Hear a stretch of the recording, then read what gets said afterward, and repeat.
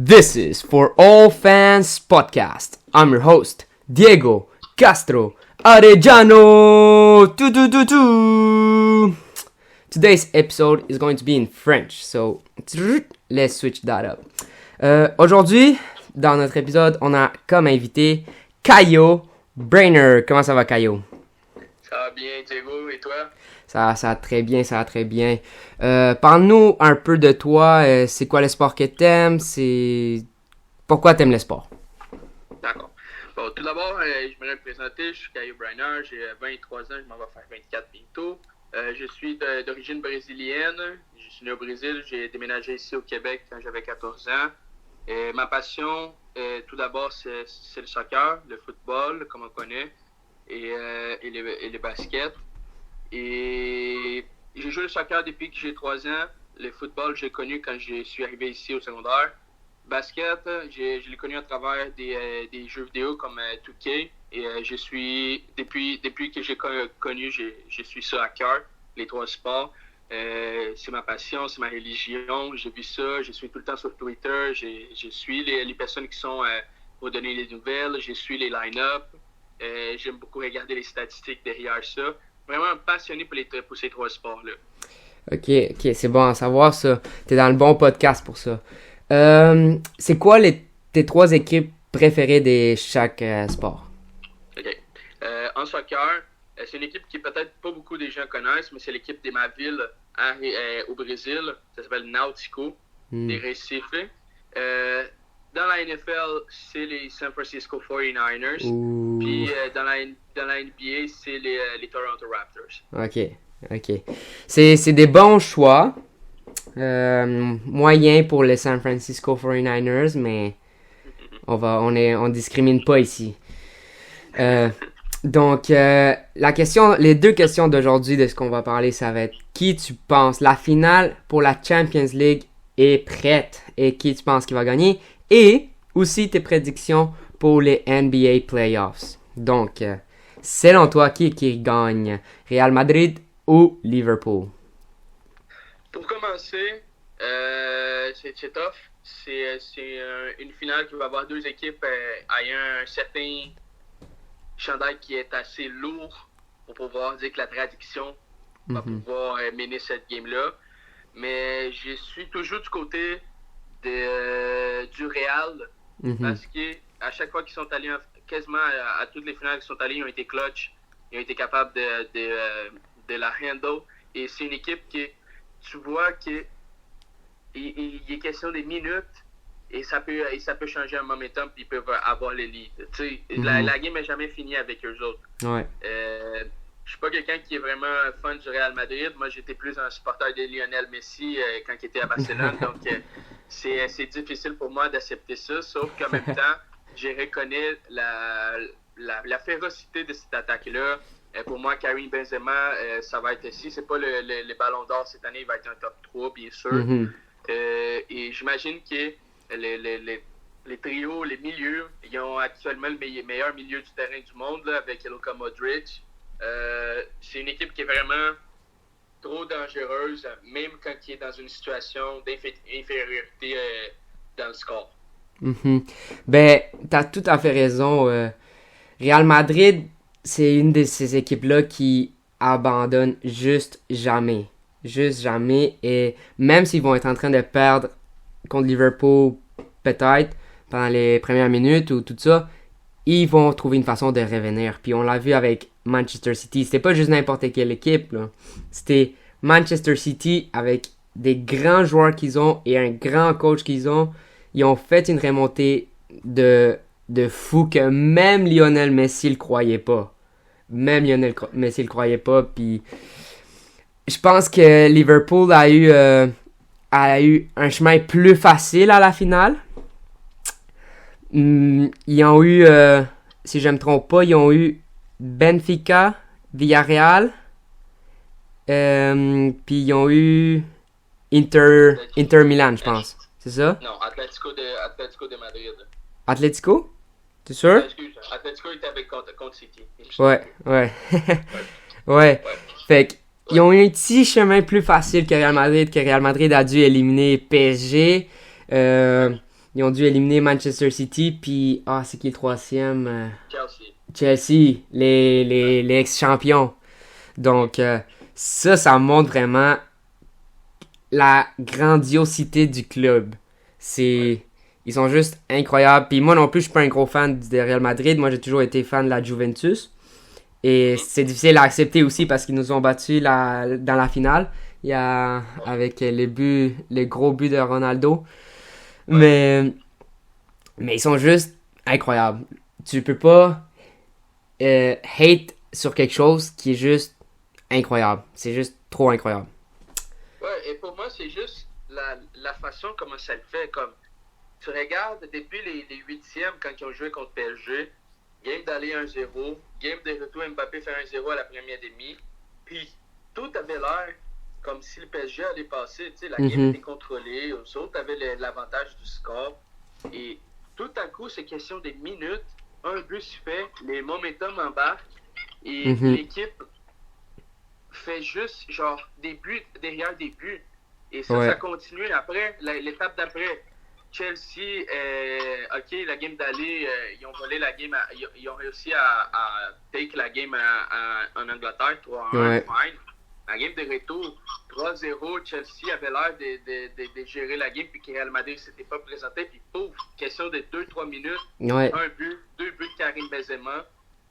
L'étape suivante contre City, OK, 4-3 la game d'aller, mais la game de retour, quand j'ai vu le but à Mahrez, j'ai dit, bon, ben, ça va être Ouais. fini, mais j'étais comme, j'avais un peu de suspect, un peu de doute si Ouais. la game allait être contrôlée comme ça, parce que ça faisait 2 rounds déjà qu'on voyait le Real Madrid, il y a une question de minutes, puis ils vont faire un but, puis ils prennent le momentum, puis ils vont aller chercher. Puis c'est ce qui est arrivé encore une autre fois. Ouais. Ouais, tout à fait raison. Donc, ta prédiction pour la finale, ça va être quoi le score? D'après moi, ça va être un 3-1 Real Madrid Ouh. en ayant les scores en plus, je dirais que ça va être un but à Karim Benzema et un but à Vinicius puis un but à Rodrigo. Ok. Ok. Ouais. Et de l'autre côté, il va avoir le but à Mané. À Mané. Ouais. Fait que Salah aura pas sa revanche. Non. Non? Malheureusement, c'est un très bon joueur, mais j'ai l'impression que demain, il va jouer du côté à, à Nacho, je Mhm. pense. Ouais. Et j'ai l'impression que Nacho, il va être capable de l'avoir un peu avec Casemiro, qui va doubler sur lui. Donc, il va avoir une attention spéciale sur sa Sur ça. performance, ce qui va libérer de la place pour d'autres joueurs comme Jota et Mané. Ouais. Ben, c'est une bonne prédiction. C'est une bonne prédiction. Moi, je pense que Real Madrid gagne. Mais ça va être une très très bonne game. Je pense que ça va finir 3-2. Puis ça va être un OK. comeback. Ils vont revenir de 2-1. Moi, je pense que ça va être ça. Avec 2 buts de Rodrigo et un de Benzema encore. Et de l'autre côté, je pense que Salah marque un et Mané marque un. Parfait. C'est une Ouais. bonne prédiction quand même. Mais ça va être un très bon match, honnêtement. J'ai, J'ai hâte. j'ai, j'ai vraiment hâte, moi aussi. J'ai vraiment hâte. Ça va être vraiment fou. Euh, on change complètement de continent. On s'en va à l'Amérique du Nord, aux États-Unis. Que les NBA playoffs sont en train de se jouer en ce moment.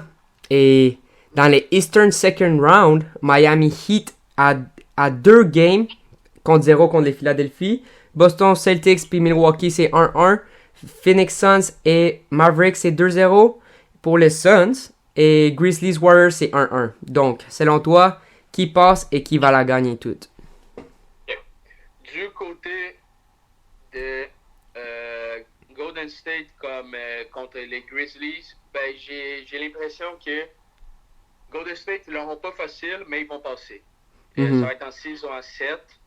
Mais les problèmes que j'ai avec cette équipe-là, c'est qu'ils n'arrivent pas à appliquer la défense que les Wolves ont mis sur Ja Morant.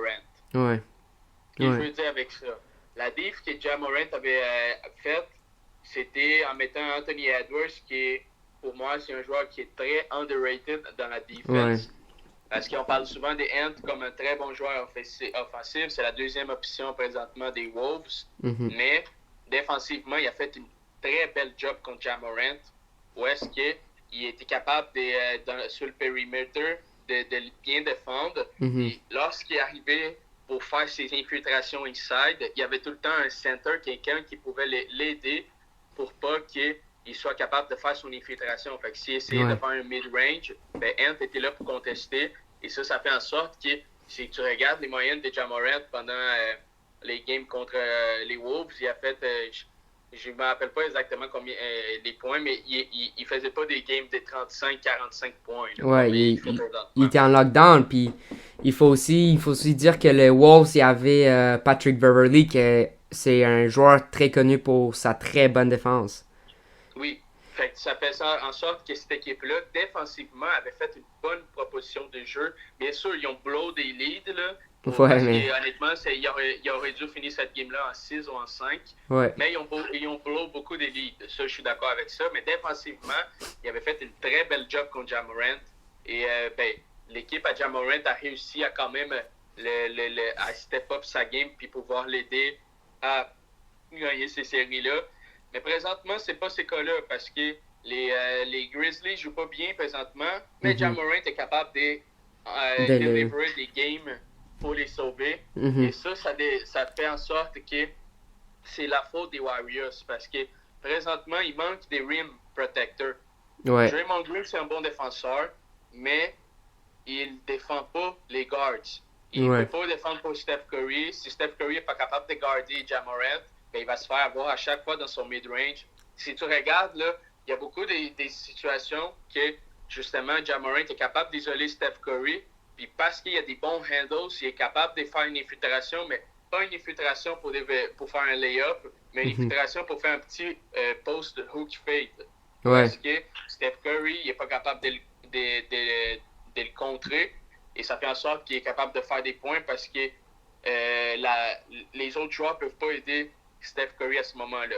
Puis s'il essaie de doubler sur Ja Morant, ben, il va donner la balle à Desmond Bane, il va donner la balle à Jaren Jackson, qui sont des joueurs qui ont une bonne infiltration puis ils savent shooter à des 3 points. Ouais. Fait que c'est très dangereux ces match-ups-là. C'est un match-up que j'ai hâte de voir comment ça va aller dans la Californie. J'ai hâte de voir aussi parce que l'efficience des Golden State, des Splash Brothers, présentement, n'est pas très bonne. Si tu regardes leur efficience à 3 points, les efficiences de field goal, souvent en bas du 40%, en bas du 30%. Ouais. C'est pas les Splash Brothers qu'on connaît d'habitude qui ont révolutionné la NBA. Donc, est-ce qu'ils vont continuer à être ces mêmes match-ups-là jusqu'à la fin des séries? Parce que c'est pas tout le temps que tu vas avoir un Jordan Poole qui va avoir 25 points. C'est pas tout le temps que tu vas avoir Wiggins qui va pouvoir faire un 20 points puis faire des balles dans le clutch. Ces deux-là, va falloir qu'ils step up leur game puis qu'ils montrent qu'ils sont dangereux pour faire en sorte que ses coéquipiers puissent être plus libres parce que cette équipe-là a le potentiel d'être championne. Ouais. Bien sûr qu'il faut que Gary Payton ait bien parce que c'était leur défenseur primaire, même si c'était pas un starter, mais il faisait commencer dans le starting line-up à cause de sa défense. Mais c'est une équipe très dangereuse et j'ai hâte de voir comment ça va aller cette série-là. Et alors, tu penses qui passe? Grizzlies ou Warriors? Moi, je dis Warriors, mais en 6 ou en 7. Je ne sais pas exactement entre les deux, je suis indécis présentement, mais si j'avais à dire, mon premier soupçon, ça aurait été de dire en 7. Ok, ça s'en va en 7, ça va être une très bonne série en effet. Les Suns contre les Mavericks, qui gagne? Ça va être, si c'est pas un sweep, ça va être en 5 pour les Suns, parce que peut-être que je vais me faire beaucoup critiquer par ces takes-là, mais j'aime beaucoup Luka Doncic, mais je trouve qu'il éprouve les mêmes difficultés que Michael Jordan éprouvait avant d'avoir Pippen. Et c'est pas parce qu'il y a une mauvaise équipe, c'est parce qu'il essaie de jouer du hero ball. On a déjà vu ça avec James Harden quand il jouait à Houston. Mhm. Et c'est pas quelque chose qui va te faire gagner des games. C'est quelque chose qui va te faire avoir des bons averages. On sait déjà que tu es un très bon joueur. Mais si tu veux être champion, il faut que tu sois capable de élever le niveau de ta team. Comme Jokic a fait. Ouais. Jokic a amené cette team-là dans les playoffs tout en étant faisant ses stats, mais en étant capable d'élever le niveau de sa team. Savoir que Will Barton va être capable de faire des points. Savoir que Facundo Campazzo il va faire des points. Aaron Gordon va faire des points. Jeff Green va faire des points. Et tu vois pas ça avec Luka. Parce que ce que Luka essaye de faire, c'est un pick and roll avec Kleber. Et après ça, il va essayer de mettre tout le monde comme un spot-up shooter. Il va essayer de faire son infiltration. Il va essayer de ditch la balle dans le corner pour la personne qui va être libre. Mais c'est pas tout le monde qui a des spot-up shooters. Des personnes qui sont bonnes pour créer leur propre shot. C'est quelqu'un qui il faut que tu lui donnes la balle dans sa main et la personne elle va essayer de créer sa propre shot au lieu d'être juste un spot-up shooter. Ouais, ben, je pense que c'est un très bon take. Parce que, ouais, comme tu dis, Luka Doncic essaie de scorer 60 points par game pour gagner. Puis il faut qu'il fasse son équipe meilleure, comme tu as dit, en effet. Exact, parce que on aime ça. Tu sais, c'est bon de le voir qui fait du 35 points des moyennes en playoff. Mm-hmm. Mais ça sert à quoi que tu fasses ton 35-45 points? C'est 8 turnovers, puis l'autre équipe, parce qu'on va se le dire, défensivement, il n'est pas très bon. Ouais. Et ça fait en sorte que, tu sais, oui, si tu donnes 35 points, puis 8 assists, mais tu donnes 7 turnovers, puis quand tu es sur le terrain, l'équipe se fait un plus-moins de moins 28, mais tu n'es pas en train de t'aider la team à gagner, tu es en train de faire des empty stats, un peu de stat padding. Ouais, puis on est en train de le voir en ce moment, ils sont en train de perdre 2-0 contre les Suns. Et je trouve que les Suns, c'est juste une équipe très, très équilibrée. Et ayant CP3 il est juste incroyable. Je m'excuse, mais c'est vraiment un gars très bon, très centré, puis qui sait bien tirer. Il fait les bons tirs. Il va pas chercher les mauvais tirs. Il fait les bons tirs, puis il marque, puis il score des points, puis il est assist, puis il fait tout. Je pense que c'est un des meilleurs joueurs en ce moment dans les playoffs. Mais à mon avis, c'est surtout aussi le fait que présentement, il n'y a pas quelqu'un de l'autre côté qui va enlever sa paix. Les rounds d'avant contre les Pelicans, ok, il n'y avait pas Devin Booker, j'ai l'accord. Devin Booker, c'était quelqu'un qui, pour moi, était top 3 MVP cette année, ou si c'était pas top 3, il était top 2. Parce que non seulement il avait le meilleur record de la ligue, mais c'est le gars qui était les plus efficients dans sa team, à mon avis. Mais il n'a pas été là, mais on a vu que CP3, lorsqu'il a affronté les rookies José Alvarado, ouais. Il y a eu beaucoup de problèmes avec lui parce que c'est quelqu'un qui ne lâche jamais son joueur, puis il joue dans la tête, il fait son trash talk, et c'est quelqu'un qui va être collant, il lâchera pas. Il y a même j'ai déjà vu sa signature move des défenseurs. Ouais. C'est d'être sur le coin et attendre que les joueurs aient la balle pour essayer de donner un steal genre sur le dos. Ouais. José Alvarado, mais c'est ça, les Mavericks ils ont pas quelqu'un comme José Alvarado, puis ça leur coûte beaucoup. Oui, parce qu'il y a personne, comme on avait dit, il y a justement personne pour pouvoir arrêter CP3. Puis ça me surprend parce que les Mavs, veux pas, là, si tu regardes les statistiques, c'était une des meilleures défenses de la ligue pendant la saison. Mm-hmm. Jason Kidd avait fait de cette team-là une des meilleures teams défensives dont Luka Doncic avait été parti de cette div qui était efficace pendant la saison. Mm-hmm. Et là, on dirait que c'est toute partie. Je suis d'accord que les joueurs ils font plus de minutes à l'attaque, donc ils doivent se donner plus offensivement. Mm-hmm. Mais pour moi, si tu veux gagner des championnats, c'est pas pour moi c'est dans le côté de la NBA et dans le côté de la NFL aussi. Attaque fait gagner des games, mais la D fait gagner des championnats. Exactly. Comme en anglais, Defensive Wins Championships, comme tu as dit, bien dit. On passe à la Eastern Conference.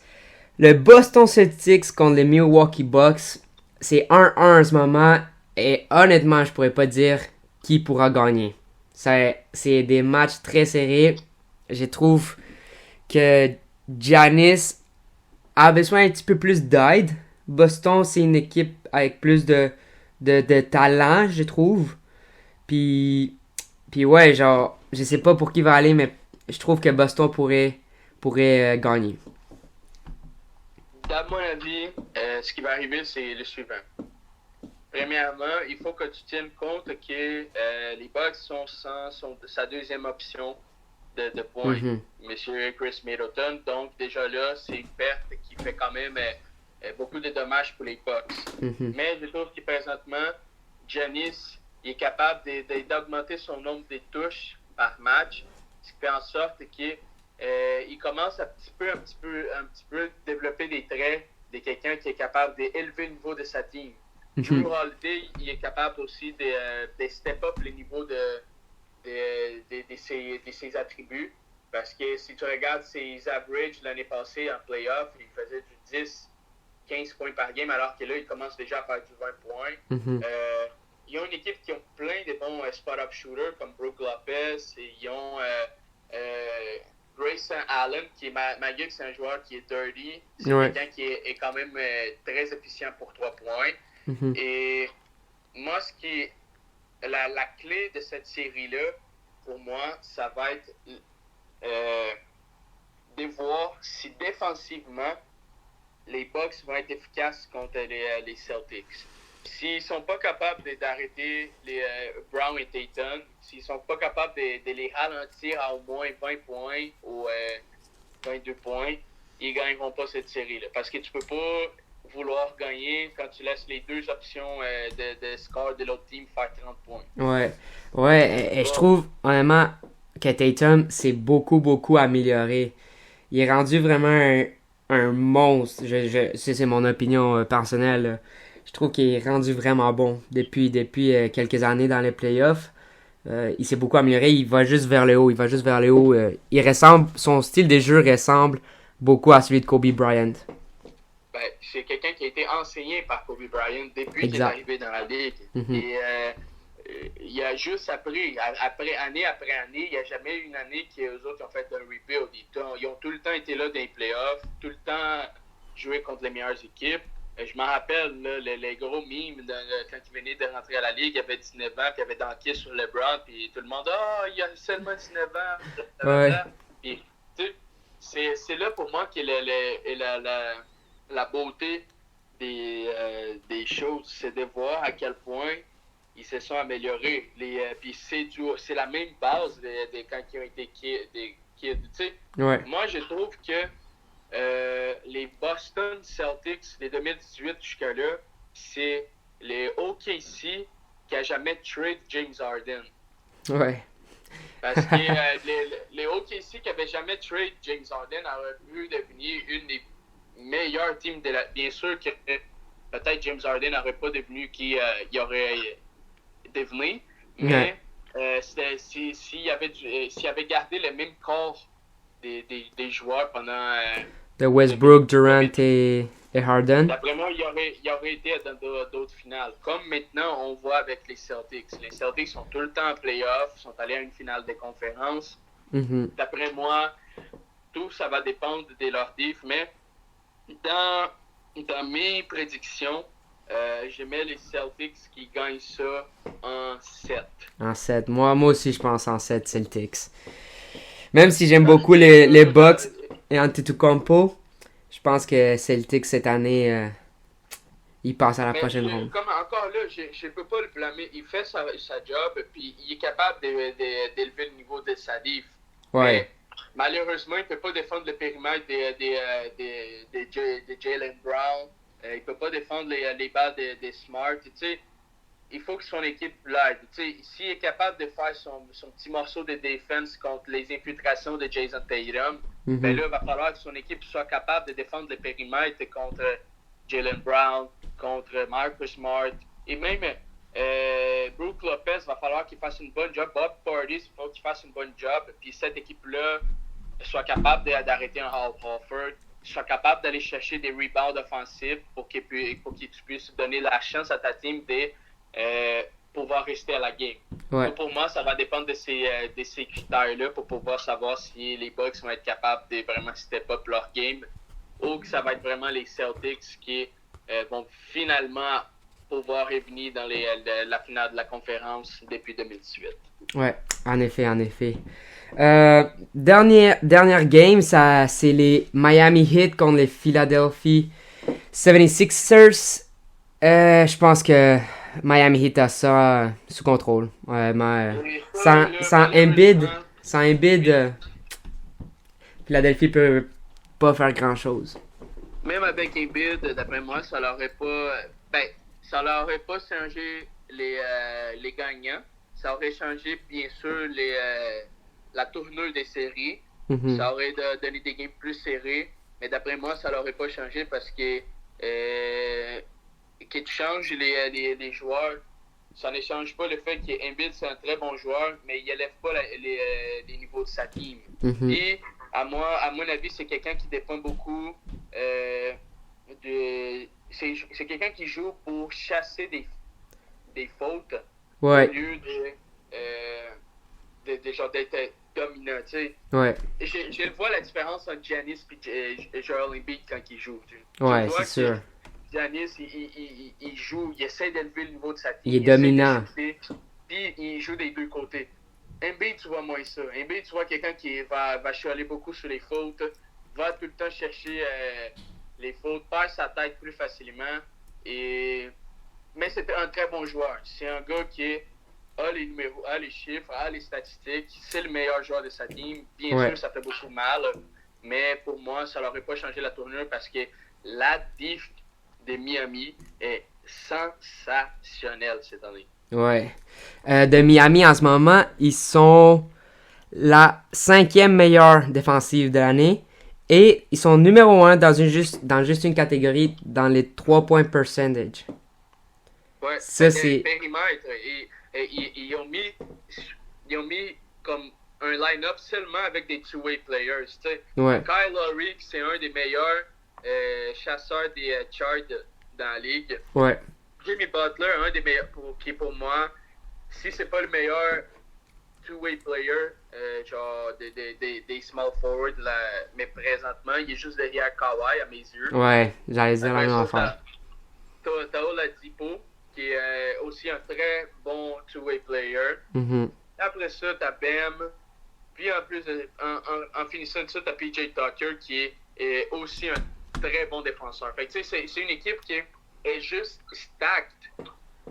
Tu sais, c'est une diff qui a réussi à clamper Trae Young. Genre, tu sais, Ouais. on a vu des games de Trae Young. Et la dernière fois que je l'ai vu se faire clamper par une diff, c'était Ben Simmons qui était en train de le défendre dans la game 7 de les séries de l'année passée entre Mhm. les Hawks et les Sixers. Mais à part de ça, c'est un gars qui a toujours fait minimum 20 points, 25 points, Ouais. des fois des games des 30 points, mais c'est la première fois que j'ai vu qu'il a fait plus des turnovers que des field goals dans cette série-là. Mhm. Tout à fait, tout à fait.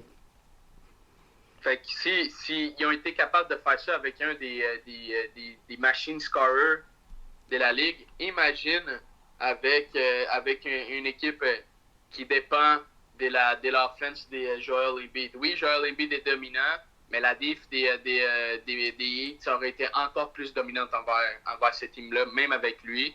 Puis présentement, c'est ça qu'on voit. Mhm. Ouais, tout à fait. Donc, tes prédictions disent que la semi-finale de Eastern va être les Heat contre les Celtics, puis la Western va être les Suns contre les Warriors. Qui passe à la finale Ça va et être qui des la finales gagne. de conférence de chaque ligue. Ah, puis qui va passer à la finale et qui va tout gagner. Aller en finale entre les Suns et les Warriors, d'après moi, j'aime bien les Suns, mais la tradition, le fait qu'ils sont un petit marché, la Ligue voudra pas, d'après moi, la Ligue voudra pas que les Suns y aillent en finale. Fait que d'après moi, malheureusement, ça va donner pour les Warriors. Ça va être rigged. Et de l'autre côté, on aura les Celtics qui vont jouer contre Miami. Puis d'après moi, la diff de Miami est juste trop parfaite Ouais. pour jouer contre les Celtics. Malgré que les Celtics ont le Defensive Player of the Year avec Smart. Mhm. Mais je vois Miami gagner cette série-là en 6. Puis, rendu en finale, d'après moi, Miami seront capables d'être les champions de la NBA cette année. Donc, champion Miami Heat, vous l'avez entendu ici en premier de Caillou. Ça, c'est des bonnes prédictions, honnêtement. Je trouve que les Suns vont battre les Warriors, honnêtement. Oh. Moi, je pense que ça va être... c'est pas un upset parce que les Suns cette année sont meilleurs que les Warriors, mais je pense qu'ils réussissent à passer et ils se rendent en finale contre les Heat. On va avoir une finale très, très différente qu'on n'a pas vraiment vue. Sans LeBron, c'est comme tout est bizarre, non? Donc, mais je pense que pour moi, ça fait du bien parce que c'est pas que j'aime pas LeBron, mais j'aimais pas ses teams. Ouais. Je trouve que, à part, bien sûr, dans le temps qu'il était au Heat, là, mais quand il était avec les Cavs, quand il était avec les... les Lakers, j'aimais les Lakers. Mais quand il était avec les Cavs, j'aimais pas la team des Cavs, genre. Ouais. Il y avait beaucoup de joueurs qui, d'après moi, ils méritaient pas de se faire carry autant que ça par LeBron, genre. Pour ça que, je le donne beaucoup pour moi, là, c'est si on parle seulement de la statistique du joueur, le LeBron de 2018 qui a amené les Cavs de 2018 en finale, c'est le meilleur joueur que j'ai vu statistiquement parlant jouer individuellement. Les gars, là, je pense qu'il y avait eu un player efficiency, un PER de 142. Et c'est comme du jamais vu en accumulant les... Ouais. Wow! C'était juste... dans sa carrière, voir un gars qui faisait des triple-double comme moyenne, avoir quasiment un 5 lead de stats block, là, genre il était le leader. Il était juste dominant. Assist, rebound, steals et blocks. Les gars, ils faisaient tout. Ouais. Il avait déjà ses 33, 34 ans. Mais tu sais, à cet âge-là, être capable de bien carry comme ça ta team, bravo, genre. Ouais. Moi, là, c'est sûr, il n'y a pas eu un chemin facile jusqu'en finale, à mon avis. Là, c'était une conférence qui n'était pas encore forte. Tu avais les Raptors de DeMar DeRozan qui est, avec tout le respect que j'ai pour DeMar, mais c'est un choker des playoffs. Ouf. C'est quelqu'un qui joue très bien pendant la saison, mais quand il arrive les playoffs, c'est juste pas... c'est pas le joueur qui va close out des games, c'est pas le joueur qui va step up parce que c'est juste... comme il est. Malheureusement, il y a des joueurs qui sont nés pour les moments, il y a d'autres joueurs qui sont pas nés pour les moments, puis DeMar DeRozan, c'est pas quelqu'un qui est né pour les moments. Exact. Et ça, c'était la compétition que LeBron avait dans l'Est. Ça faisait en sorte que les chemins jusqu'en finale étaient quand même assez faisables. Ouais. C'est pas un Boston Celtics de cette année avec les Cavs qu'il y avait. D'après moi, c'était un sweep qui se faisait pour les Celtics. C'est sûr. Ouais. Et en parlant un peu de LeBron, petite dernière question. Est-ce que tu penses qu'il va revenir à une finale ou c'est fini pour lui? Ça dépend. S'il reste à LA, là, parce qu'il peut bien sûr ne pas renouveler avec LA et partir. S'il reste à LA, non. S'il part de LA, oui. Oh, ok. S'il part de LA, oui. Tout dépendant de son choix. C'est sûr que s'il va... s'il revient à Cleveland, parce que Cleveland, ils ont une bonne young core maintenant, puis il essaie de team up avec Mobley, Allen, peut-être pas. Mais s'il va peut-être à un Golden State, une équipe qui est contender, et qui fasse encore sa job là-bas de superstar, oui, il y a des très bonnes chances en revenir en finale, mais tout ça dépend de la team qu'il va avoir avec lui. Je veux dire, tu peux pas... J'aime beaucoup Westbrook, mais il est très passé de son prime. Il est washed. Joueur. Anthony Davis, c'est un joueur qui est tout le temps blessé. Ouais, injury prone, ouais. Exactement, un injury prone. Puis, pas... Des autres joueurs de 35-36 ans, là, un Dwight Howard, un Carmelo Anthony, ils sont pas des joueurs qui élèvent la game de ta team. Ouais. Ils ont payé le prix parce qu'ils ont trade tous leurs joueurs jeunes. Là. Il y avait quand les Lakers ont bâti ça en 2017, il y avait Randall, il y avait Ingram, il y avait Ball. Ouais. avec Caruso. Puis maintenant, tu vois, eux, ils sont en train de devenir meilleurs à chaque année. Exact. Tous ces joueurs-là ont été trade. Puis oui, ça a valu un anneau, mais consistance n'a pas existé. La consistance qu'on voulait de ces trades-là, que c'était d'Anthony Davis être capable d'être le gars qui allait carry LeBron, puis LeBron allait passer le torch pour lui, n'a pas fonctionné. Puis là, ils ont essayé d'acheter un troisième superstar qui, cette année, il va avoir un contrat de 47 millions dans le cap hit de Russell Westbrook, que je parle. Ouais. C'est pas quelque chose qui peut aider les Lakers. Puis malheureusement, ils n'ont pas de cash pour travailler. J'ai entendu des rumeurs qu'ils vont aller chercher Nick Nurse comme coach. Ouais. Mais je pense pas que Nick Nurse va sortir. Il y a 2 ans, 3 ans de contrat. Il faudrait que vous changiez des choses pour les Raptors pour qu'ils viennent. Et encore là, beaucoup de contrats que les personnes ne veulent pas. Faudrait voir c'est quoi les joueurs qui vont amener pour l'année prochaine, des drafts qu'ils vont faire. Il y a beaucoup de choses à rentrer en compte avant de fait qu'ils sont en mode reconstruction. Exact. C'est ça ma question. Est-ce qu'ils sont en mode de reconstruction? S'ils sont en mode de reconstruction, peut-être que LeBron ne voudra pas rester là. Ouais. Ou peut-être qu'il va se dire, garde, t'inquiète cette année, puis aller chercher mon fils, puis je vais juste jouer 2 ans ici. Je ne sais pas c'est quoi les intentions encore à LeBron. D'après moi, oui, il y a encore des intentions de vouloir, mais tu vois clairement qu'il est fatigué. Il peut plus faire comme en 2018, ouais. Parce que la conférence est meilleure, et il peut pas... Pour plus qu'il essaye de faire des averages, des triple-double, il a déjà eu 2 blessures. Et son corps ralentit un petit peu plus justement avec ces blessures-là. Puis il dépend un petit peu plus de sa team pour pouvoir aller plus loin. Ouais. Ben tout à fait. Je pense que tu as amené beaucoup de points aujourd'hui. Et il reste juste à voir qui va gagner la Champions League et qui va gagner les playoffs. Je te remercie énormément pour être venu au podcast. Encore, merci beaucoup. Ça m'a fait un très bon plaisir. Toujours bienvenu de parler. Puis, quand ça sera le temps, on fera un autre podcast pour parler cette fois-là de la Coupe du Monde. Oh oui. Ça s'en vient. On attend ça avec... Très hâte. Oh, moi aussi. Donc, merci encore et on se voit au prochain podcast. Merci d'avoir écouté et partagez ça avec tout le monde pour qu'on grandisse la communauté. Et à la prochaine, guys.